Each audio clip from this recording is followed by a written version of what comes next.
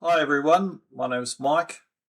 I thought I'd do a series of videos which are in parts of building an ant colony habitat. The reason why I'm doing that is because if you go to purchase an ant habitat on Amazon or eBay or Temu or something, you'll find that they're really expensive. Well, they certainly are when I've converted here in Australia, and Australia usually buys pretty well. But I'm sure that it's both more satisfying to build your own, but you can build one bigger and also make it so it can be expanded, and also it will be cheaper. It just means by the time, it's always good to do this sort of project. You can do it with your family, your kids, but it's certainly something to look into. Now, as you can see from the design on screen, I built this design after many different modifications. I find this particular design to be quite efficient, and it has the least number of sheets or acrylic. I'm using acrylic, and I've managed to do this with just 7 A4 sheets. So those 7 times A4 sheets, and the width is 6mm. Now the reason why I'm bringing up and why it's important to talk about the 6mm, you want rigidity. You need each of the sheets to be quite rigid. If they are smaller than 6mm, look, you probably get away with 5mm, but 3mm or even less, they will bend or bow, because when you actually put the sand in, the sand will fill up inside and it will push it out. So if you actually have quite a rigid acrylic, you'll be able to get a lot better result. The 7 sheets cost me on eBay, I got them delivered for $54 including delivery. That's pretty good here in Australia. That's what, about $35 US, maybe £25.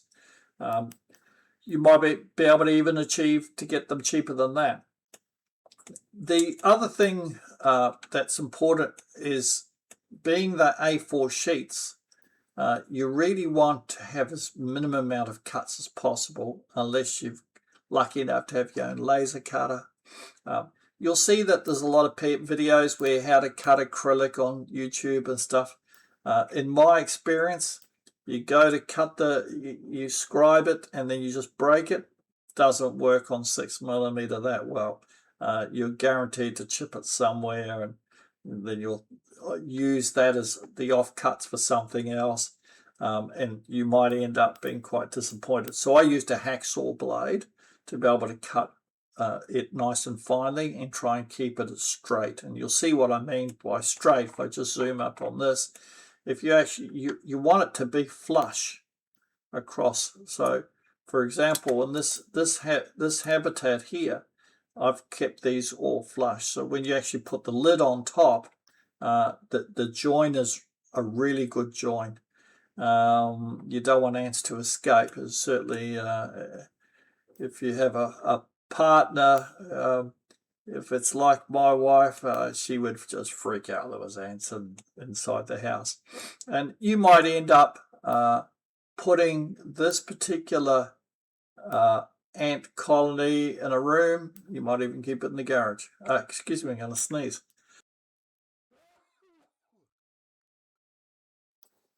Okay, sorry about that. It's hay fever season here, being going into what's actually in spring, going towards summer here in Australia. So I've designed this in 3 major sections. So there's up the top, there's a terrarium. You can actually connect all your test tubes. I've got screw-on test tubes. I find screw-on test tubes to be better. So I catch the queens actually in the tubes themselves.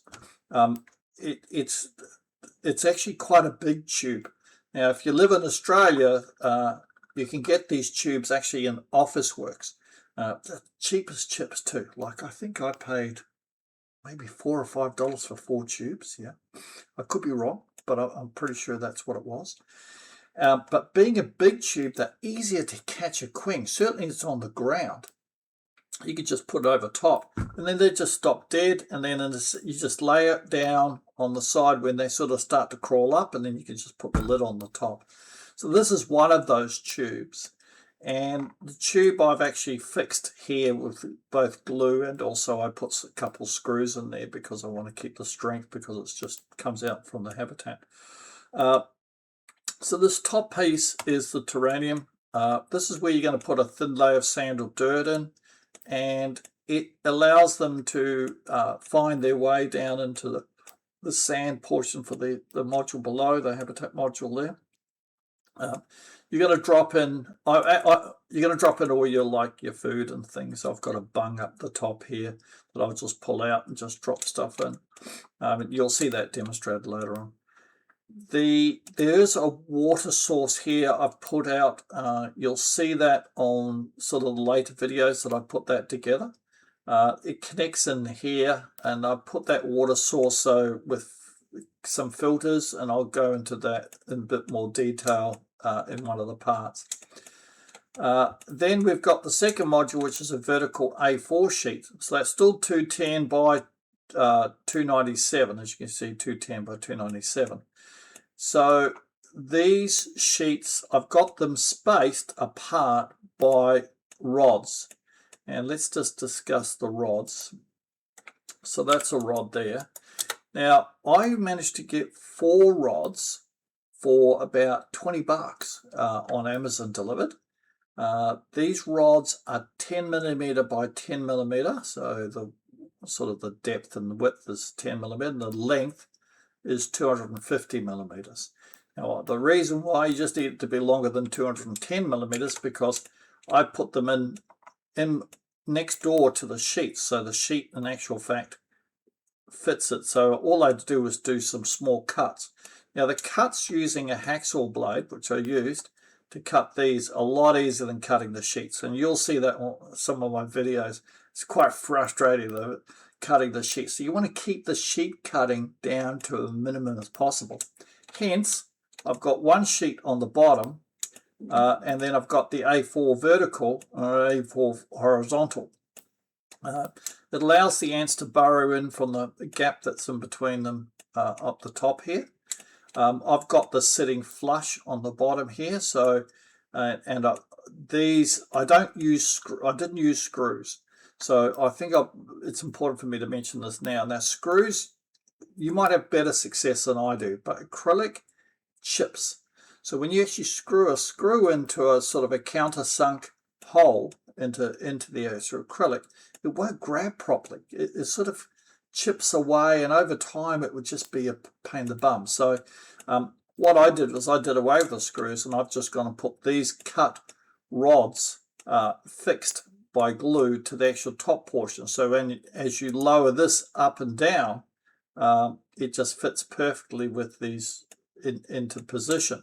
But you do need to make sure that these cuts are really straight. In actual fact, you could use the edges, both edges of an A4, and then cut on the outsides just to keep these edges nice and straight. And then these are just squared off on the sides.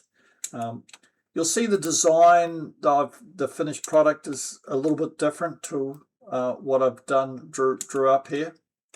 As mentioned, I just did this up on SketchUp. So I've used SketchUp Pro, but you can just use the normal free version of the SketchUp to be able to give it. And you might come up with different designs, in which case you can leave them in the comments section to help other people. Or maybe I'll create a website or something where you can share it. But yeah, so it's important that when you actually build this, that you can have it so it's quite large, but it's inexpensive. It's just your time. It's a really good project for you and your family. and just take your time. It took me about 3 weeks to build it, I suppose, 2 to 3 weeks, on and off, because you got to allow stuff to dry. Now I'll talk about gluing. Gluing is important, because I started to use a Revel plastic glue. It's a contactor glue. Look, it does stick really well, but it doesn't stick acrylic strong bond. So even though it does sort of mix the molecules when it's bonding, it didn't do as good a job as what super glue. So I went out and purchased more super glue, and I've used super glue through this mixed with the other. Now the reason being is that super glue you can actually just dot into place when you're putting it in, and you can use the other glue to be able to fill in the gaps. So there's no way that the ants can escape.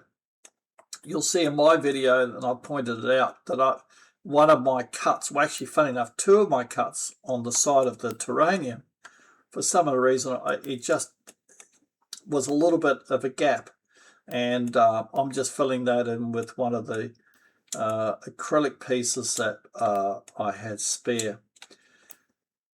So this is a vertical module. So we've got the terrarium, then you've got the vertical module, which is this piece here. This vertical module is just allows I suppose, to be able to burrow deeply. And there's a couple of holes into the third module, which is that module here. This third module, I'll just go around to the other side.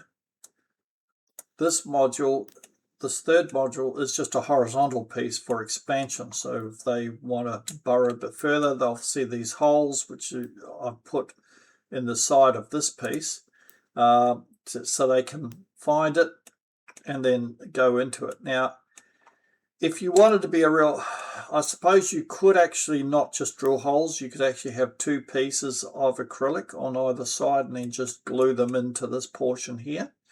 But I probably would recommend not doing that. First of all, you don't have to do the cut, and secondly, you want to keep it fairly strong. So I've glued this right up against this, but I pre-drilled these holes on this piece here. This piece, I pre-drilled these holes through the 6mm. So these are 6mm. And the rods are 10mm. So the sheets are 6mm wide and 10mm by 10mm for the rods. But as you go through the videos, I'm sure that you'll have some questions. Just leave those in the comments. And with that, let's move forward to the next part.